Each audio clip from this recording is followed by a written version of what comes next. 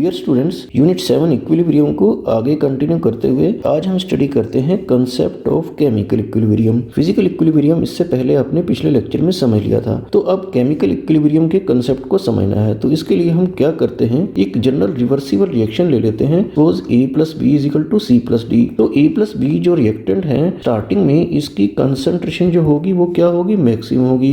और C + D जो है अभी प्रोडक्ट है बने नहीं होंगे, तो इसकी कंसंट्रेशन जो क्या होगी, मिनिमम होगी। तो ए और बी की कंसंट्रेशन टाइम के हिसाब से क्या होती जाएगी, डिक्रीज होती जाएगी। और सी और डी की कंसंट्रेशन जो है टाइम के अकॉर्डिंग क्या होती जाएगी, इंक्रीज होती जाएगी। तो ए और बी जो है जिनकी कंसंट्रेशन डिक्रीज होती जा रही है धीरे धीरे, तो उनकी रिएक्शन की आगे जाने की स्पीड मीन्स फॉरवर्ड डायरेक्शन में स्पीड भी क्या होती जाएगी, डिक्रीज होती जाएगी। और बैकवर्ड रिएक्शन की स्पीड जो है वो क्या होगी, धीरे धीरे इंक्रीज होगी। तो इस बात को आपको एक ग्राफ से समझना है। तो हम यहाँ पर एक ग्राफ बना देते हैं इस टाइप से। इधर हम ले लेते हैं रेट मीन्स स्पीड, और इस साइड में ले लेते हैं टाइम। तो इस तरह से जो है फॉरवर्ड डायरेक्शन की स्पीड जो है वो स्टार्टिंग में मैक्सिमम होगी और धीरे धीरे क्या होगी, डिक्रीज होगी। तो ये है फॉरवर्ड रिएक्शन के लिए इस टाइप से। और बैकवर्ड रिएक्शन की बात करें तो उसकी स्पीड स्टार्टिंग में मिनिमम होगी, क्योंकि बैकवर्ड में के लिए जो प्रोडक्ट हैं वो स्टार्टिंग में मिनिमम कंसंट्रेशन थी, वो अभी बने नहीं थे, तो उन्होंने रिएक्ट करना शुरू नहीं किया था। तो धीरे धीरे उनकी स्पीड जो है बैकवर्ड डायरेक्शन में रिएक्शन जाने की वो स्लाइटली क्या होती जाएगी, इंक्रीज होती जाएगी। तो ये कर्व है बैकवर्ड रिएक्शन के लिए। तो एक टाइम ऐसा आएगा जब rate of forward reaction backward reaction के इक्वल हो जाएगा, उसी को हम क्या बोलते हैं, इक्विलिब्रियम पॉइंट बोलते हैं। तो यहाँ पर इक्विलिब्रियम आ जाता है। तो ये चीज़ आपको यहाँ से थ्योरी से समझ लेनी है पढ़कर। In the beginning the concentration of A and B are maximum, जो मैंने बताया था, and the concentration of C and D are minimum. तो सी डी अभी नहीं थे। एज द रिएक्शन प्रोसीड, जैसे जैसे रिएक्शन चलती जाती है, concentration of A and B decreases with the passage of time. A और बी की कंसंट्रेशन जो है टाइम के अकॉर्डिंग डिक्रीज होती है, whereas the concentration of C and D increases. तो इसकी कंसंट्रेशन प्रोडक्ट की जो है बढ़ती चली जाएगी। Therefore rate of forward reaction decreases, forward reaction का रेट जो है वो डिक्रीज होता जाएगा, जैसा कि यहाँ कर्व से दिखाया गया है। And the rate of backward reaction increases, और बैकवर्ड रिएक्शन का रेट होता जाएगा इंक्रीज, और यहाँ पर आएगा इक्विलिब्रियम पॉइंट। इसमें आपको आगे लिखना है, ultimately a stage comes when rate of forward reaction becomes equal to the rate of backward reaction. The reaction is then said to be in a state of chemical equilibrium. तो ये chemical equilibrium की state होती है, और इसको यहाँ लिखेंगे last में, the at equilibrium rate of forward reaction becomes equal to rate of backward reaction. तो इसको समझने के लिए जो है एक एग्जांपल भी ले लेते हैं। ये है डिकम्पोजिशन ऑफ कैल्शियम कार्बोनेट। तो कैल्शियम कार्बोनेट क्या होता है, CO3, और इसका डिकम्पोजिशन अगर आप इसको हीट करेंगे तो ये calcium oxide solid plus CO2 जो है गैस में कन्वर्ट हो जाएगा। इस तरह से ये रिएक्शन अगर क्लोज्ड वेसल में की जाए तो ये रिवर्सिबल होती है। तो हम यहाँ पर क्या करते हैं, एक कंटेनर ले लेते हैं जिसमें कैल्शियम कार्बोनेट जो है रखेंगे, और जैसे जैसे वो डिकम्पोज होगा CaO और CO2 में, तो CO2 का जो बनना है वो उसका प्रेशर से हमें पता चल जाएगा। और प्रेशर की मेजरमेंट करने के लिए हम यहाँ पर एक ये इंस्ट्रूमेंट लगा लेते हैं जिसमें मरकरी फिल होता है। तो इसको क्या बोलते हैं, मैनोमीटर। तो जैसे जैसे रिएक्शन फॉरवर्ड डायरेक्शन में जाती जाएगी, CO2 बनती जाएगी, तो इसका मरकरी का लेवल जो है राइट साइड में ऊपर उठता चला जाएगा। तो अगर हम इसका टेम्परेचर जो है स्टार्टिंग में रूम टेम्परेचर पर कोई CO2 नहीं बनेगी और रिएक्शन स्टार्ट नहीं होगी। अगर हम इसका टेम्परेचर इंक्रीज़ कर देते हैं, सपोज हम 500 डिग्री सेल्सियस टेम्परेचर रखते हैं, तो स्टार्टिंग में रिएक्शन जो है धीरे धीरे आगे की तरफ बढ़ेगी, और एक स्टेज ऐसी आएगी जहाँ पर कार्बन डाइऑक्साइड का जो प्रेशर है वो क्या हो जाएगा, कांस्टेंट हो जाएगा। तो ऐसा काफ़ी देर बाद होगा। स्टार्टिंग में तो रिएक्शन सिर्फ किधर जाएगी, फॉरवर्ड डायरेक्शन में। तो यहाँ पर जब प्रेशर कांस्टेंट हो जाएगा तो आपको ऐसा लगेगा कि और ज़्यादा CO2 की फॉर्मेशन नहीं हो रही है और रिएक्शन फॉरवर्ड डायरेक्शन में अब नहीं जा रही है। लेकिन क्या है कि रिएक्शन जो है फॉरवर्ड डायरेक्शन में जाती है, उसके बाद भी थोड़ी बहुत CO2 बनती है, लेकिन उतनी ही अमाउंट CO2 की CaO से रिएक्ट करके बैक जो बना देती है, कैल्शियम कार्बोनेट सॉलिड जो है वो बना देती है। तो यही जो स्टेज होती है यही इक्विलिब्रियम की होती है, जहाँ पर हमें लगता है कि प्रेशर जो है कार्बन डाइऑक्साइड का वो कांस्टेंट हो चुका है, लेकिन reaction is still going in the forward direction as well as in the backward direction. जितनी CO2 बनेगी उतनी ही वो कैल्शियम ऑक्साइड के साथ रिएक्ट करके बैक बना देगी COCl3। तो इक्विलिब्रियम पर क्या हो जाता है, लास्ट में आप कह सकते हैं rate of forward reaction becomes equal to rate of backward reaction. आगे हम डिस्कस करते हैं dynamic nature of chemical equilibrium. तो हम कोई केमिकल रिएक्शन का एग्जांपल ले लेते हैं, जैसे suppose H2 gas plus I2 जो है गैसीय स्टेट में, और ये क्या बना देता है 2HI गैसीय स्टेट में। तो स्टार्टिंग में आपको पता है कि रिएक्टेंट की कंसंट्रेशन जो है वो क्या होती है, मैक्सिमम होती है, और रिएक्शन फॉरवर्ड डायरेक्शन में जाती है। और बाद में ऐसा लगता है कि प्रोडक्ट जो है बनना बंद हो गया है, तो उसमें क्या होता है कि प्रोडक्ट अगर उसके बाद भी बनता है तो वो रिएक्टेंट में दोबारा से कन्वर्ट हो जाता है, और इक्विलिब्रियम पर रिएक्शन आगे फॉरवर्ड डायरेक्शन में और बैकवर्ड डायरेक्शन में, दोनों डायरेक्शन में चलती रहती है। तो उस इक्विलिब्रियम जो है वो उसमें क्या होता है, ये तो आपको पता है कि रेट ऑफ फॉरवर्ड रिएक्शन जो है वो रेट ऑफ बैकवर्ड रिएक्शन के इक्वल हो जाता है और रिएक्शन मूवमेंट में रहती है। ऐसा नहीं होता कि रिएक्शन रुक गई है। तो इक्विलिब्रियम पर जो है कंटिन्यूस जो है रिएक्शन धीरे धीरे चलती रहती है, आगे भी और पीछे भी। इसी को बोलते हैं डायनेमिक नेचर। तो ये यहाँ से आपको रीड कर लेना है और समझना है। When the equilibrium is reach, जब इक्विलिब्रियम आ जाता है, it is observed that the concentration of reactant and products become constant. तो रिएक्टेंट और प्रोडक्ट की कंसंट्रेशन आपको कांस्टेंट दिखाई देती है। थोड़ा बहुत H2I2 जो इक्विलिब्रियम आने पर बच जाते हैं, तो ऐसा लगता है कि वो और आगे नहीं जा रहे हैं। And the reaction appears to be stopped, और रिएक्शन रुकी हुई लगती है। But this is not so, ऐसा होता नहीं है। Reaction is still going on in the forward as well as in the backward direction. तो रिएक्शन तो दोनों साइड में चल रही है, लेकिन आपको पता है कि उनकी स्पीड इक्वल हो जाती है। Rate of forward reaction is equal to the rate of backward reaction जो है इक्विलिब्रियम पर ऐसा होता है। तो इसमें क्या होता है कि अगर रिएक्टेंट जो है जितने रिएक्ट करके प्रोडक्ट बनाते हैं, उतने ही प्रोडक्ट दोबारा से क्या कर देते हैं, रिएक्टेंट बना देते हैं, जैसे आपने वो कैल्शियम कार्बोनेट वाले एग्जांपल में देखा था। तो यहाँ पर आपको लिख देना है as much of the react to form product the same amount of product react back to give reactant in the same time. तो बैकवर्ड डायरेक्शन में क्या होता है, जितना भी प्रोडक्ट एक्सेस में बन जाता है वो दोबारा से रिएक्ट करके आपस में दोबारा रिएक्टेंट बना देता है, और ऐसा लगता है कि रिएक्शन रुकी हुई है, लेकिन रिएक्शन जो है वो चलती रहती है। तो इसमें हम कंक्लूजन में कह सकते हैं hence the equilibrium is dynamic in nature and not static. का मतलब है कि डायनेमिक नेचर का है इक्विलिब्रियम, वो मोशन में है, और स्टैटिक मीन्स कि वो स्टिल नहीं है, रुका हुआ नहीं है, लेकिन हमें रुका हुआ लगता है। तो इसको प्रूव करने के लिए हम क्या करते हैं, कोई और एग्जाम्पल आपको यहाँ पर रफ में समझा देते हैं। सपोज आप कोई कंटेनर लेते हैं इस टाइप से, और इसमें एक कॉपर सल्फेट का सॉल्यूशन ले लेते हैं। ये कॉपर सल्फेट का सॉल्यूशन आप इसमें बना दीजिए, जितना कॉपर सल्फेट मैक्सिमम डिसॉल्व हो सकता है, तो वो होगा सैचुरेटेड सॉल्यूशन। तो सैचुरेटेड सॉल्यूशन में तो और कॉपर सल्फेट डिसॉल्व नहीं हो सकता है। तो यहाँ से आप किसी थ्रेड से एक कॉपर सल्फेट का क्रिस्टल यहाँ पर बांध दीजिए। तो ये कॉपर सल्फेट का क्रिस्टल यहाँ पे बन जाएगा, और आपको क्या करना है, ये नोटिस करना है कि कॉपर सल्फेट उसमें डिसॉल्व तो नहीं हो रहा है। अब आपको लगता है कि सॉल्यूशन सैचुरेटेड है, तो यहाँ पर कॉपर सल्फेट डिसॉल्व नहीं होना चाहिए, लेकिन ये धीरे धीरे क्रिस्टल का साइज जो है वो छोटा पड़ता जाएगा, डिक्रीज होता जाएगा, और यहाँ पर जो है कुछ कॉपर सल्फेट के पार्टिकल्स जो हैं अनडिसॉल्व्ड आपको धीरे धीरे नजर आने लगेंगे। तो ये जो इतनी स्पीड से डिसॉल्व होगा, उतने स्पीड से ऑलरेडी जो डिसॉल्व हुआ है वो यहाँ पर प्रेसिपिटेट हो जाता है। तो इस केस में जब इक्विलिब्रियम आता है, तो आपको नोट क्या करना है कि जो रेट ऑफ डिसोल्यूशन है कॉपर सल्फेट का, जो डिसॉल्व होना है, तो वो क्या हो जाता है, उसके प्रेसिपिटेट होने के इक्वल हो जाता है। तो वो that will be equal to rate of precipitation. तो इस तरह का एग्जांपल आप एक्सप्लेन कर सकते हैं अपने वर्ड्स में कि इक्विलिब्रियम पर आपको यहाँ पर दोनों प्रोसेसेस डिसोल्यूशन और प्रेसिपिटेशन धीरे धीरे आप नोटिस कर सकते हैं, लेकिन उनकी स्पीड जो है वो इक्विलिब्रियम पर क्या होगी, इक्वल रहेगी। तो इक्विलिब्रियम पर जो है रिएक्शन मोशन में रहती है, तो इसी को हम बोलते हैं equilibrium is dynamic in nature and not static. आगे हम स्टडी करते हैं कैरेक्टरिस्टिक्स ऑफ केमिकल इक्विलिब्रियम। तो जैसे फिजिकल इक्विलिब्रियम की कैरेक्टरिस्टिक्स आपने रीड की थी, ऐसे ही केमिकल इक्विलिब्रियम को भी स्टडी करना है। तो फर्स्ट पॉइंट क्या है, at equilibrium the concentration of each reactant and product becomes constant. तो इक्विलिब्रियम आने पर जो रिएक्टेंट है और प्रोडक्ट जितने बने हैं उसकी कंसंट्रेशन जो है वो आपको पता है कि क्या हो जाती है, कांस्टेंट हो जाती है, और उसमें कोई फर्दर चेंज जो है वो नज़र नहीं आता है। और सेकंड पॉइंट क्या है, at equilibrium rate of forward reaction becomes equal to rate of backward reaction. तो ये तो आपको पता ही है कि rate of forward reaction becomes equal to rate of backward reaction and hence the equilibrium is dynamic in nature. Means कि equilibrium हमेशा मोशन में रहता है और ऐसा नहीं होता कि रिएक्शन रुक जाए। तो ये पॉइंट आपको ऑलरेडी क्लियर है। और थर्ड पॉइंट दिखते हैं, the equilibrium is attend only if the system is closed. तो जैसे आपने कैल्शियम कार्बोनेट वाला एग्जाम्पल देखा था या फिजिकल इक्विलिब्रियम में इवेपोरेशन ऑफ वाटर वाला देखा था, तो इसमें CO2 जो है उसका जो प्रेशर कांस्टेंट हो जाता है, ये तभी हो सकता है अगर वेसल जो है वो क्लोज हो। अदरवाइज तो CO2 जो है वो एटमॉस्फेयर में एस्केप हो जाएगी, तो रिएक्शन जो है रिवर्सिबल जो है वो नहीं हो पाएगी, बैकवर्ड डायरेक्शन में रिएक्शन आ ही नहीं पाएगी और इक्विलिब्रियम अटेन नहीं होगा। तो ये यहाँ पर आपको नोट कर लेना है, the system is not close. अगर सिस्टम क्लोज नहीं है, द प्रोडक्ट में एस्केप फ्रॉम कंटेनर, प्रोडक्ट जो है वो कंटेनर से बाहर निकल सकता है एंड बैकवर्ड रिएक्शन में नॉट टेक प्लेस, और बैकवर्ड रिएक्शन जो है फिर उस केस में नहीं होगी अगर सिस्टम जो है वो ओपन वेसल में कैरी आउट किया जा रहा है रिएक्शन को।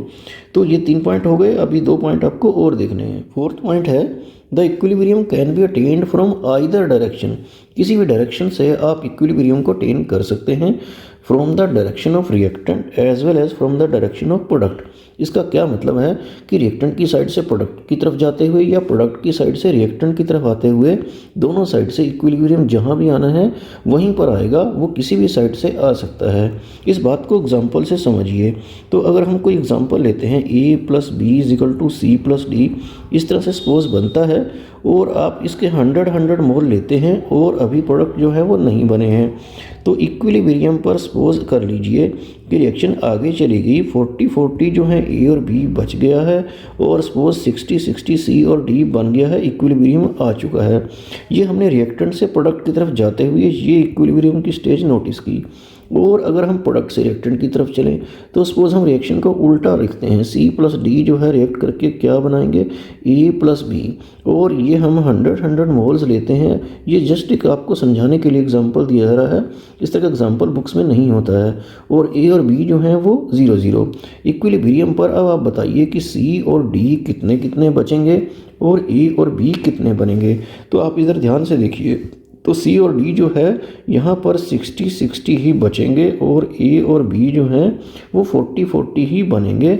और जो चीज़ जितनी थी पहले वाली स्टेज में, अब दूसरी साइड से भी अगर हम प्रोडक्ट साइड से करते हैं तो वही सेम सिचुएशन आती है। तो इसका मतलब ये हुआ कि रिएक्टेंट से प्रोडक्ट या प्रोडक्ट से रिएक्टेंट, किसी भी डायरेक्शन में आप मूव करें, इक्विलिब्रियम ने जहां आना है वो वहीं पर आएगा। तो ये पॉइंट आप समझ गए होंगे। और एक 5th पॉइंट देख लेते हैं, एक कैटलिस्ट। एक कैटलिस्ट होता है जब किसी रिएक्शन में हम डाल देते हैं तो उससे रिएक्शन जल्दी हो जाती है। तो उसका मतलब ये नहीं कि उससे प्रोडक्ट ज़्यादा बन जाएंगे। तो catalyst does not change the state of equilibrium. तो इक्विलिब्रियम की स्टेट जो भी है उसको कैटलिस्ट चेंज नहीं करता है। इसका रीज़न क्या लिखेंगे, this is because a catalyst increases the speed of forward reaction as well as of the backward reaction to the same extent. Catalyst जो है फॉरवर्ड डायरेक्शन को और बैकवर्ड डायरेक्शन में रिएक्शन को सेम एक्सटेंट तक increase कर देता है। उसका रेट मीन्स उसकी स्पीड को बढ़ाता है, लेकिन जो है वो क्योंकि दोनों साइड में इक्वली बढ़ा देता है तो इसलिए जो है एक स्टेट ऑफ इक्विलिब्रियम डिस्टर्ब नहीं होती है। Hence the equilibrium is not disturb. तो इक्विलिब्रियम में डिस्टर्ब नहीं होगा। However equilibrium may be attend earlier in the presence of catalyst. बस इससे यही फायदा होता है कि इक्विलिब्रियम जल्दी आ जाता है, लेकिन वो जहाँ पे आना है, जो सिचुएशन आनी है, आएगी वही। अब हम नेक्स्ट टॉपिक देखते हैं, ये है लॉ ऑफ मास एक्शन। तो ये आपको जरूर समझना है क्योंकि अगला टॉपिक भी इसी के ऊपर बेस्ड रहेगा। तो this law was given by Guldberg and Waage in 1864। तो ये कहता क्या है, तो ये अकॉर्डिंग टू दिस लॉ ये आपको समझना है, the rate at which a substance react is proportional to its active mass. इसका मतलब ये है, रेट का मतलब आपको पता है क्या होता है, स्पीड। तो किस स्पीड से कोई रिएक्टेंट रिएक्ट करता है वो उसके एक्टिव मास पर, मीन्स उसकी कंसंट्रेशन पर, मीन्स उसकी क्वांटिटी पर डिपेंड करता है। अगर कोई रिएक्टेंट आप ज़्यादा लेते हैं तो वो ज़्यादा जल्दी रिएक्ट करेगा, अगर किसी की कंसंट्रेशन क्वांटिटी कम है तो वो ज़रा धीरे रिएक्ट करेगा। And hence the rate of chemical reaction is proportional to the product का मतलब यहाँ पे मल्टीप्लिकेशन है of active masses of reactants. इसका मतलब है कि जितने भी रिएक्टेंट रिएक्ट कर रहे हैं उन सब की कंसंट्रेशन एक्टिव मास की प्रोडक्ट ले लेनी है, मल्टीप्लाई करके उन सब पे रेट ऑफ रिएक्शन जो है वो डिपेंड करेगा। तो इस बात का मीनिंग आपको किसी रिएक्शन के एग्जांपल से ही समझ में आ पाएगा। तो अभी आप ये नोट कर लीजिए कि एक्टिव मास का मतलब होता है molar concentration, means number of moles per litre of the solution. तो आजकल क्वांटिटी जो है रिएक्टेंट की उसको कंसंट्रेशन की टर्म में लिया जाता है, ना कि एक्टिव मास की टर्म में। तो इसका मतलब एक ही है। तो इसको समझने के लिए हम कोई रिएक्शन ले लेते हैं A + B = प्रोडक्ट, इस तरह से। तो रेट ऑफ रिएक्शन क्या होगा, यहाँ पर रेट ऑफ रिएक्शन जो है वो ए पर भी डिपेंड करेगा, ए की कंसंट्रेशन पर। कंसंट्रेशन को इस तरह की ब्रैकेट में लिखा जाता है।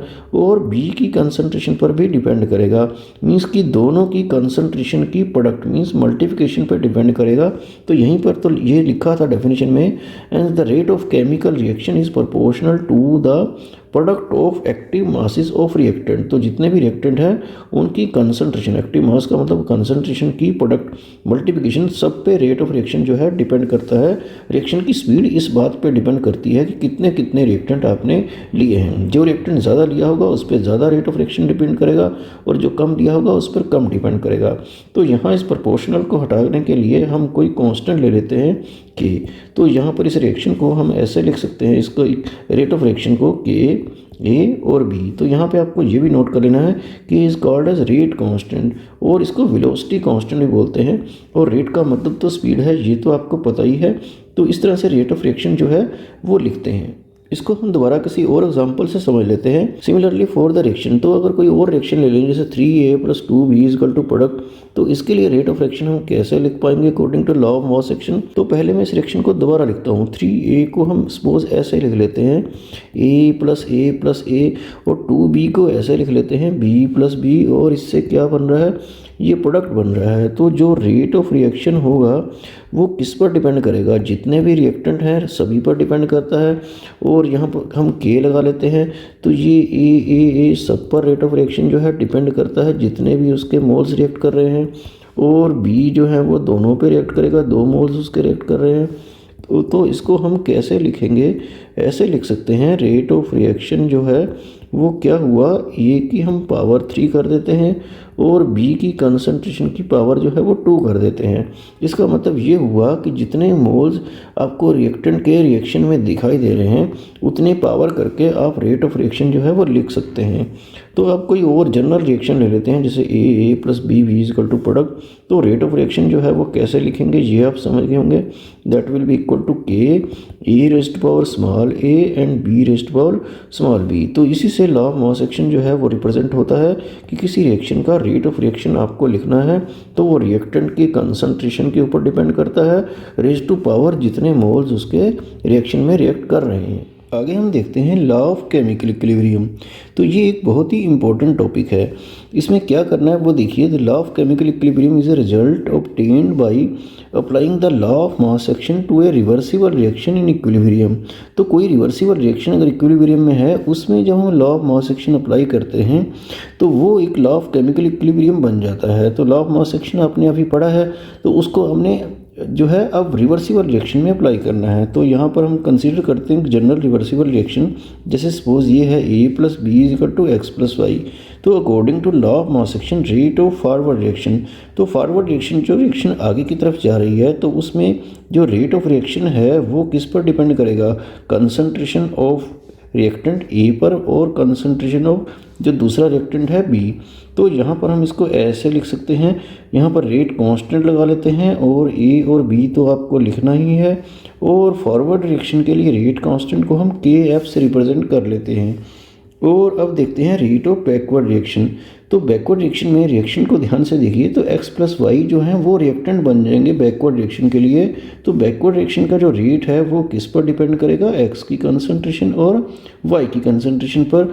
और यहाँ पर हम ये रेट कांस्टेंट लगाते हैं और XY दोबारा लिख देते हैं, और बैकवर्ड के लिए जो रेट कांस्टेंट है उसको हम KB से रिप्रेजेंट कर लेते हैं।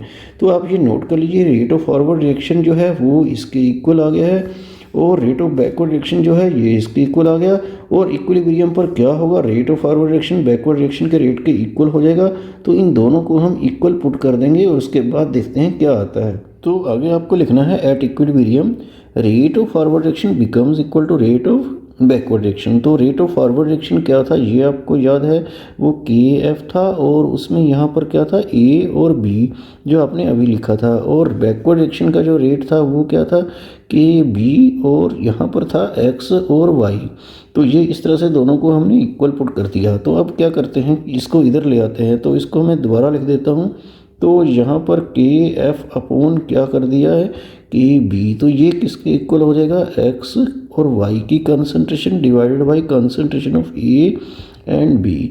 तो ये जो के एफ अपॉन के बी है, तो ये आपको याद रखना है कि क्योंकि दोनों कांस्टेंट हैं और ये फॉरवर्ड डायरेक्शन के कांस्टेंट और बैकवर्ड डायरेक्शन के कांस्टेंट की रेशियो को हम एक दूसरा कांस्टेंट ले लेते हैं के, तो इसको यहाँ पे मैं, आप अगले स्टेप में लिख देना, मैं यहीं पे लिख देता हूँ। तो ये एक नया कांस्टेंट बना देते हैं, इसको बोलते हैं इक्विलिब्रियम कांस्टेंट। तो इसको इक्विलिब्रियम कांस्टेंट को याद रखना है कि concentration of product divided by reactant होता है। एक्स वाई आपको याद है प्रोडक्ट है और रिएक्टेंट जो है वो ए और बी थे।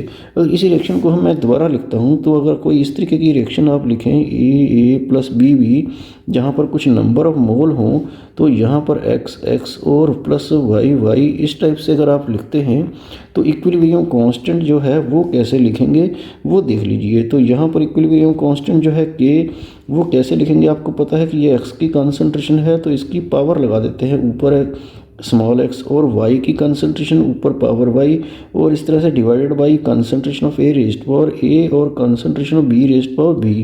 क्योंकि ये हमने कंसंट्रेशन की टर्म में लिखा है तो इसको यहाँ पर हम के सी से इस तरह से रिप्रेजेंट कर लेते हैं। और ये जो कंसंट्रेशन वाला जो इक्विलिब्रियम कांस्टेंट है इन टर्म्स ऑफ कंसंट्रेशन, इसको और कैसे लिखते हैं वो देख लीजिए। तो ये जो कंसंट्रेशन है इसको हम सी से भी लिख लेते हैं, concentration of X raised power X, concentration of Y raised power Y, concentration of A raised power A और concentration of B raised power B. तो इसको आप इक्वेशन 1 ले लीजिए।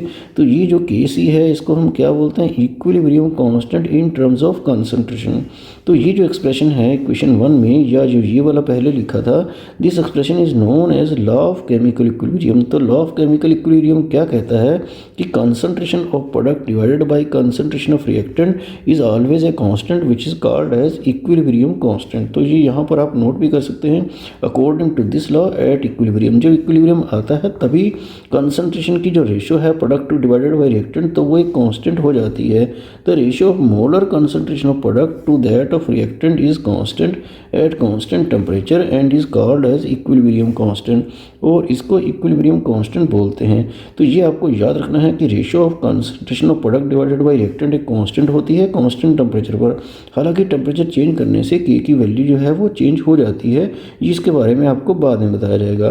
तो ये equilibrium constant in terms of concentration ऐसे लिख सकते हैं। आगे आपको नोट करना है फॉर गैस फेस रिएक्शन, अगर सारे रिएक्टेंट और प्रोडक्ट गैसियस स्टेट में हो तो इक्विलिब्रियम कांस्टेंट कैसे लिखेंगे, तो वो देखना है। द इक्विलिब्रियम कांस्टेंट में भी written in terms of partial pressure, क्योंकि गैस की क्या है कंसंट्रेशन नहीं लेते, उसका प्रेशर लेते हैं। हर रिएक्टेंट का अगर अलग अलग से प्रेशर लेते हैं तो उसको बोलते हैं पार्शियल प्रेशर। तो ऐसे उसको हम यहाँ शो करेंगे फॉर दिस रिएक्शन, ये A plus B B is equal to X X plus Y Y, इसी को रिएक्शन को लेकर हम इक्विलिब्रियम कांस्टेंट लिखते हैं गैस फेस रिएक्शन के लिए। तो गैस फेस रिएक्शन के लिए कैसे लिखते हैं, उसको के पी से रिप्रेजेंट करते हैं। पी जो है यहाँ प्रेशर को रिप्रेजेंट करता है। तो यहाँ पर आप क्या लिखेंगे, प्रोडक्ट अपॉन रिएक्टेंट, तो प्रेशर कंसंट्रेशन की जगह आप प्रेशर यूज़ करेंगे।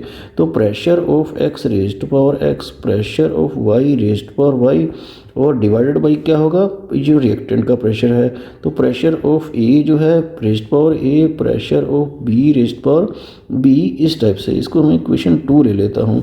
तो ये जो है ये के पी जो है ये भी एक कांस्टेंट होगा in terms of partial pressure. तो P X P Y P A P B ये सब क्या हैं, ये इन रिएक्टेंट और प्रोडक्ट्स के पार्शियल प्रेशर हैं। यहाँ पर लिखा है P A P B P X P Y are the partial pressure, means इनके individual pressure of A B X and Y respectively हैं। तो इस तरह से आपको गैस फेस के केस में equilibrium constant in terms of partial pressure भी लिखना है। आगे आपको एक टर्म समझनी है, यह है कंसंट्रेशन कोएफिशिएंट।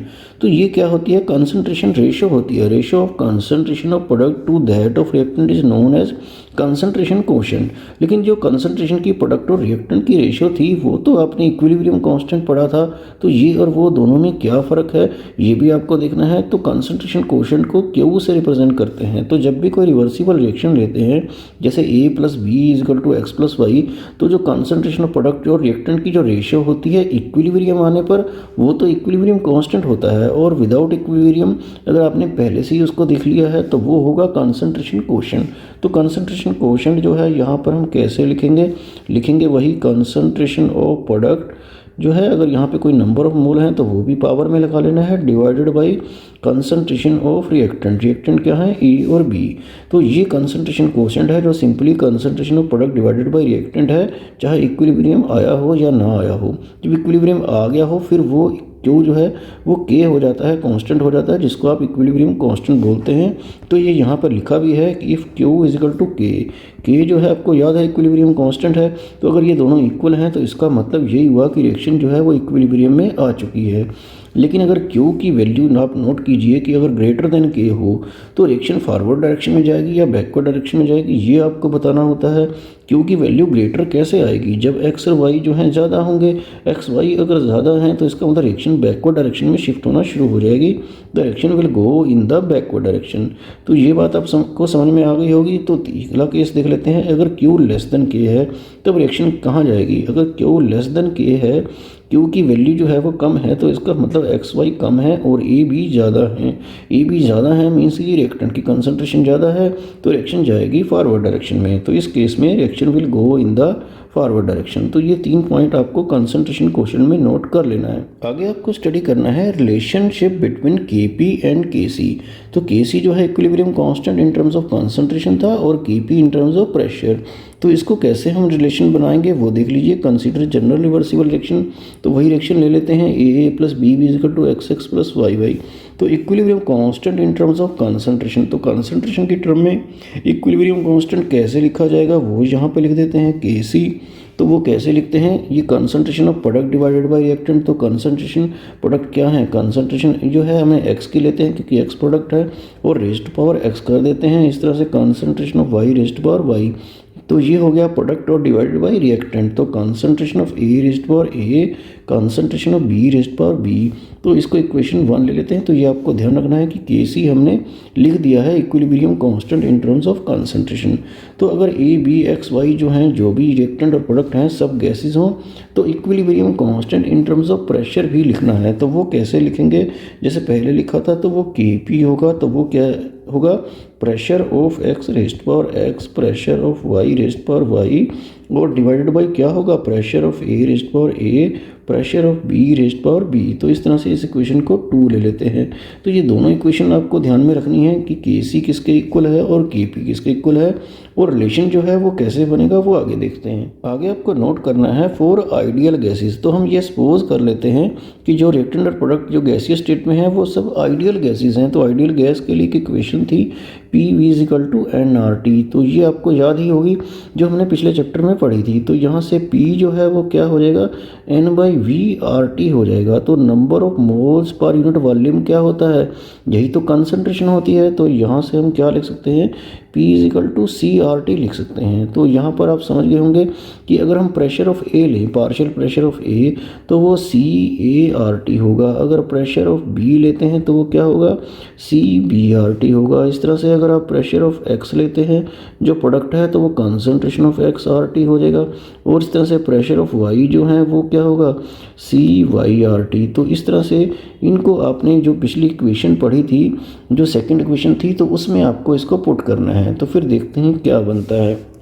तो जो है Kp जो है आपने क्या पढ़ा था अभी सेकंड इक्वेशन में, वो था Px रेस्ट पावर x। जी मैं इसको दोबारा लिख रहा हूँ, Py रेस्ट पावर y, क्योंकि प्रोडक्ट अपॉन रिएक्टेंट था। तो Pa rest power A, Pb rest power B। तो ये जो Px की वैल्यू है वो यहाँ से हमें CXRT पुट कर देनी है, और इस तरह से Py की वैल्यू जो है वो CYRT पुट कर देनी है। तो ये कर देते हैं। तो यहाँ से Kp जो है वो किसके इक्वल हो जाएगा आप देख सकते हैं। तो Px की जगह पे हम क्या लिख रहे हैं, CXRT, और पावर ऊपर x तो है ही वो भी लिखना है। और इस तरह से पी वाई की जगह पे क्या आएगा, सी वाई आर टी आएगा, और रेस्ट पावर वाई तो आएगा ही। और इस तरह से पी ए की जगह पे क्या लिखना है, सी ए आर टी। तो इस तरह से सबकी जगह पे जो भी वैल्यूज़ उसकी एक्सप्रेशन की बनती हैं वो लिख देते हैं। सी ए आर टी की पावर ए हो जाएगा, और आगे क्या होगा, सी बी आर टी, और रेस्ट पावर क्या होगा, बी होगा। तो ये ब्रैकेट है इस तरीके से।